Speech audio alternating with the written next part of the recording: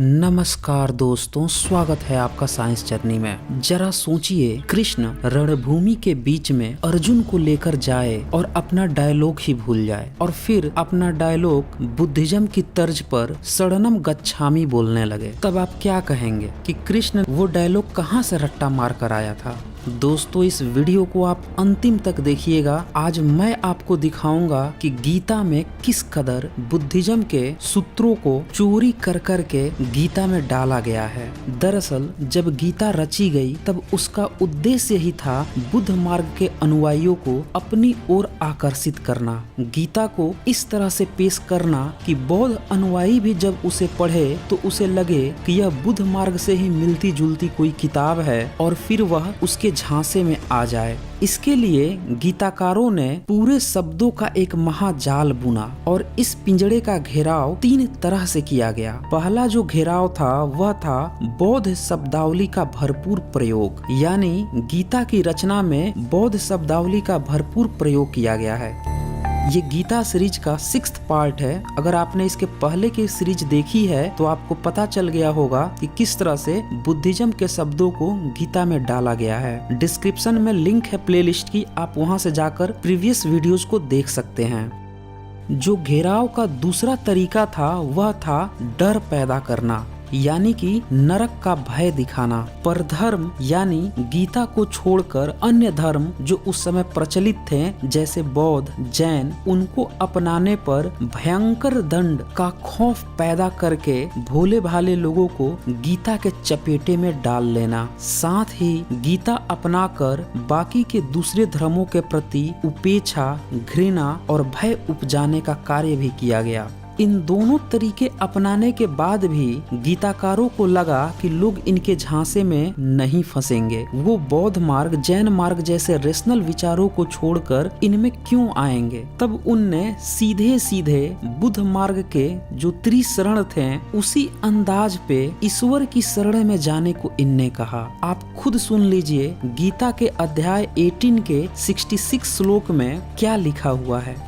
सब धर्मों को त्याग कर तुम एक मेरी शरण में जाओ, मैं तुम्हें सब पापों से छुड़वा दूंगा, तुम्हारा कल्याण कर दूंगा, चिंता मत करो। ये अनुवाद किया है डॉक्टर सुरेंद्र कुमार शर्मा अज्ञात ने श्रीमद् भागवत गीता की अपनी किताब में। अब यहाँ पे एक बहुत बड़ा प्रश्न खड़ा हो गया है कि यहाँ पे सब धर्म क्या है। सीधी सी बात है कि जब भारत में बौद्ध मार्ग, जैन मार्ग प्रचलन में था उसके बाद ही गीता लिखी गई थी। अगर आपने मेरे वीडियो 112 देखा है तो आपको पूरी तरह से क्लियर हो गया होगा। और यही दोनों मार्ग परमात्मा को नहीं मानते थे। बौद्ध मार्ग तो आत्मा को भी नहीं मानता था। तो इस श्लोक में कहा जा रहा है कि सब धर्मों को छोड़कर, यानी कि जो ईश्वर को नहीं मानते हैं उन धर्मों को छोड़कर ईश्वर को मानने वाले की शरण में आ जाओ। अब यहाँ पे गीताकारों की पोल खुल जाती है कि भाई सब धर्म जब ऑलरेडी मौजूद थे, यानी कि तुम्हारा गीता पुराना नहीं है। अब ऐसी पोल खुलती देखकर कई प्रकाशनों ने भाष्य में हेर फेर करने का प्रयास किया। अब गीता प्रेस का ही अनुवाद देख लीजिए। यह इसी श्लोक का अर्थ लिखता है, संपूर्ण धर्मों को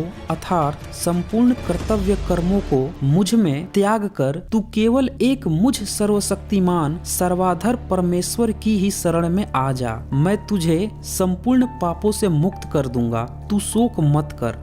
तो यहाँ आपने देखा कि इस अनुवाद में बौद्ध, जैन धर्म त्याग कर ईश्वर के शरण में जाने की बात हो रही है, जिसको ये जबरदस्ती का आने की बात लिख रहे हैं। मूल श्लोक में साफ साफ जाने की बात लिखा हुआ है। तो यहाँ पे ये अपनी पोल खुलती हुई इज्जत को बचाने के चक्कर में और ज्यादा इज्जत का फलूदा बना लेते हैं। अब याद कीजिए, शरण में जाने की बात कौन करता था? ऑफ कोर्स बुद्धिस्ट ही करते थे। बुद्धंग शरणं गच्छामि। कुछ लोग इसे भी संस्कृत का बताकर बुद्धंग को बुद्धम कर देते हैं और शरणं को शरणम कर देते हैं। और फिर कहते हैं कि ये तो संस्कृत का डायलॉग है, जबकि यह मूल रूप से पाली का शब्द है। अब ये शरणम वाली बात है, यह किसी भी उपनिषद में भी नहीं पाई गई है, जो गीता से ज्यादा पुराने माने जाते हैं। और इन्हीं उपनिषद में से कॉपी पेस्ट माना गया है कि गीता का, लेकिन ये सिर्फ छद्म छलावा है। वास्तव में गीता पूरी तरह से बुद्ध ग्रंथों के आधार पर उन्हीं में से कुछ कुछ शब्दों को उठाकर उसी तर्ज पर रचा बुना गया है। अब श्वेताश्वर और छांदोग्य उपनिषद में भी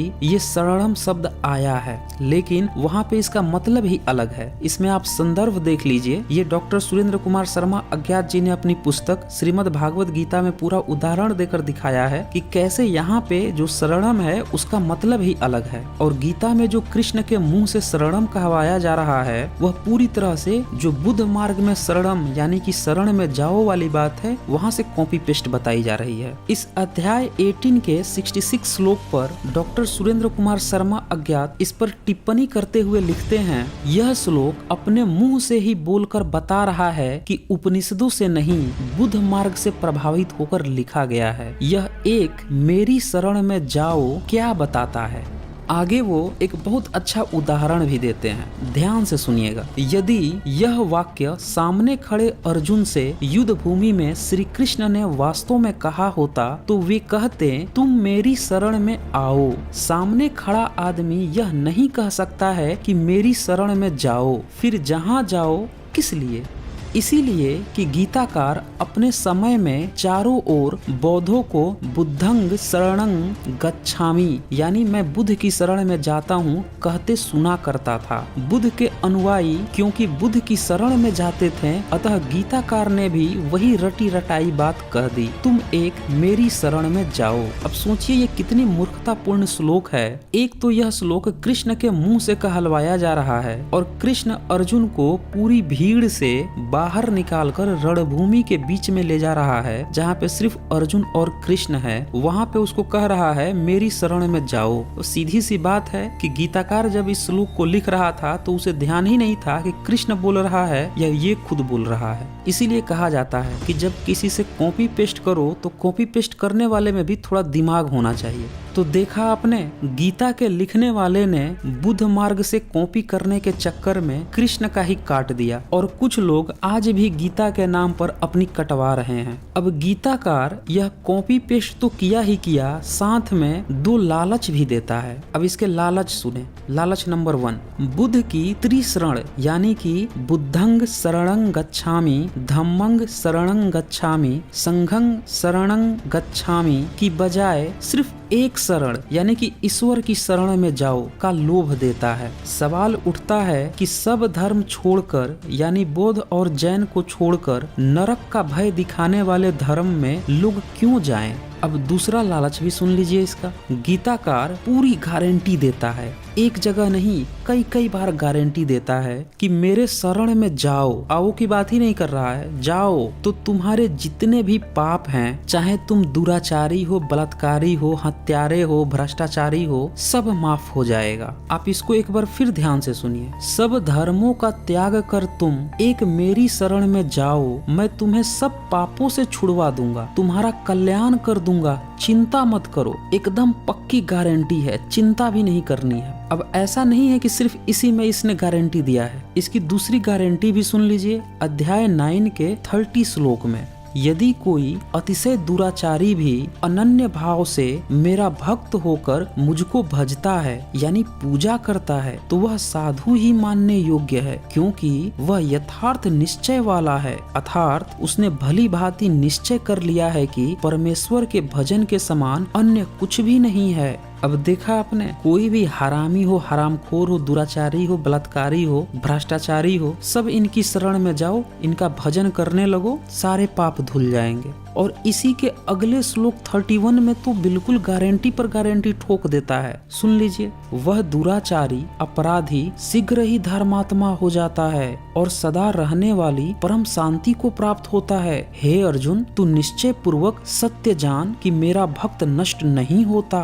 अब तो आप समझ गए होंगे कि ये जितने भी बलात्कारी बाबा होते हैं, भ्रष्टाचारी होते हैं, दुराचारी होते हैं, हत्यारे होते हैं, ये क्यों दिन रात अपराध करते रहते हैं, क्योंकि इनके पास एक ऑप्शन रहता है कि इन सब के बाद भी एक कोई है जो इनकी सारी गलती माफ कर देगा, इसलिए खूब अपराध कर लो। गीताकार यहीं पे नहीं रुकता, कृष्ण के मुंह से गारंटी पे गारंटी की बौछार लगा देता है। अब अध्याय 4 के 36 श्लोक को भी देख लीजिए। यदि तू अन्य पापियों से भी अधिक पाप करने वाला है तो तू ज्ञान रूप नौका द्वारा निसंदेह संपूर्ण पाप समुद्र से भली भांति तर जाएगा। अब ये तो कुछ भी नहीं है। अध्याय 18 के 17 श्लोक भी देख लीजिए। जिस पुरुष के अंतःकरण में मैं करता हूँ ऐसा भाव नहीं है तथा जिसकी बुद्धि सांसारिक पदार्थों में और कर्मों में लिपायमान नहीं होती, वह पुरुष इन सब लोगों को मार कर, ध्यान से सुनिएगा, सब लोगों को मार कर भी वास्तव में न ही मारता है और न ही पाप में बांधता है।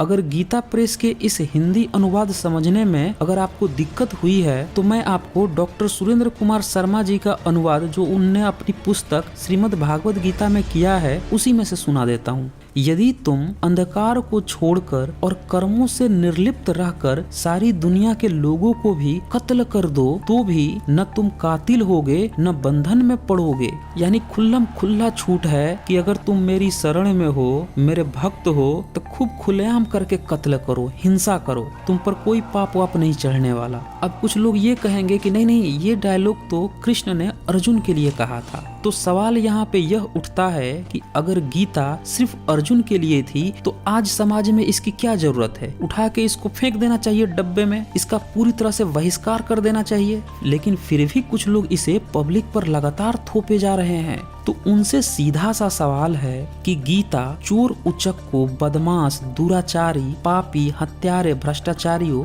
बलात्कारियों के इतने प्यारे बनकर उनके पाप धोने पर क्यों तुली हुई है? क्या वह आम पब्लिक को उकसा नहीं रही कि जो मन करे वो अपराध कर लो और तुम्हारी पाप धोने के लिए तो मैं बैठा ही हुआ हूँ, सारे पाप करके आ जाना मेरी शरण में, धुल दूंगा तुम्हारे सारे पाप। तो दोस्तों इस वीडियो को ज्यादा से ज्यादा शेयर कीजिए ताकि सभी को पता चल सके कि गीता बुद्ध मार्ग को टक्कर देने के चक्कर में कॉपी पेस्ट करके अपना बेड़ा गर्क करवाने के साथ साथ धूर्तों, अपराधियों, हत्यारों, बलात्कारियों को बढ़ावा भी देती है कि तुम खूब अपराध करो और तुम्हारे पाप तो मैं धुल दूंगा। दोस्तों साइंस जर्नी अब सोशल मीडिया के अन्य प्लेटफॉर्म इंस्टाग्राम और फेसबुक पर भी उपलब्ध है। लिंक्स डिस्क्रिप्शन में दिया गया है, आप वहां पे क्लिक करके वहां पे भी हमें फॉलो कर सकते हैं। तो आज बस इतना ही, धन्यवाद।